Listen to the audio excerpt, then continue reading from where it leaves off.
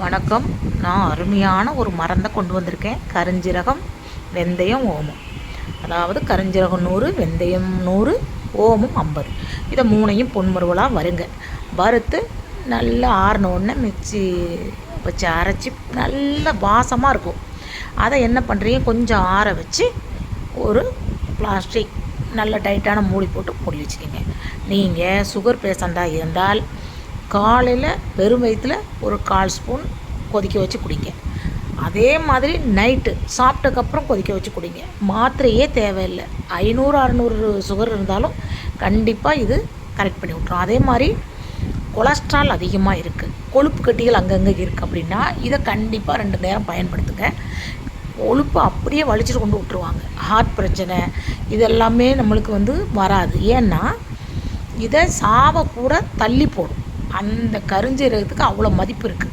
அதனால் அதை குடிங்க. அதே மாதிரி தலைக்கு ஊற்றுறது 2 நாள் படுது 2 நாள் படலைங்க அப்படின்னு சொல்கிறவங்களுக்கு இந்த கருஞ்சீரகத்தை குடிங்க. தலைக்கு ஊற்றி 3 நாள் வரைக்கும் நீங்கள் இந்த கருஞ்சீரகத்தை குடிக்கக்கூடாது. ஏன்னா தலைக்கு ஊற்றுறது பட்டுக்கிட்டே இருக்கும். அதனால் தலைக்கு ஊற்றுனீங்கன்னா 2 நாள் 3 நாள் குடிக்காதீங்க. நல்லா தலைக்கு ஊற்றுனது எல்லாமே குளிச்சு நீட்டான பிறகு ஒரு 3 நாள் கழித்து எடுத்துக்கோங்க. அதுக்கப்புறமா நீங்கள் கண்டிப்பாக இது சுகர் பேஷண்ட்டுக்கும் கொலஸ்ட்ரால் உள்ளவங்களுக்கும் தான்.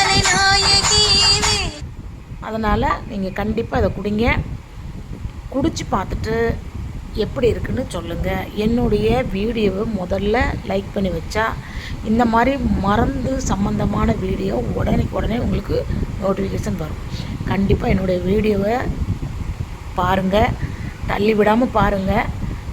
கண்டிப்பாக உங்களுக்கு இந்த மருந்து உபயோகமாகும். உபயோகப்படுத்திட்டு என்கிட்ட கமெண்டில் சொல்லுங்கள். இது நல்ல ஒரு ரெமெடி உங்களுக்கு, பாட்டி காலத்து வைத்தியம். நன்றி.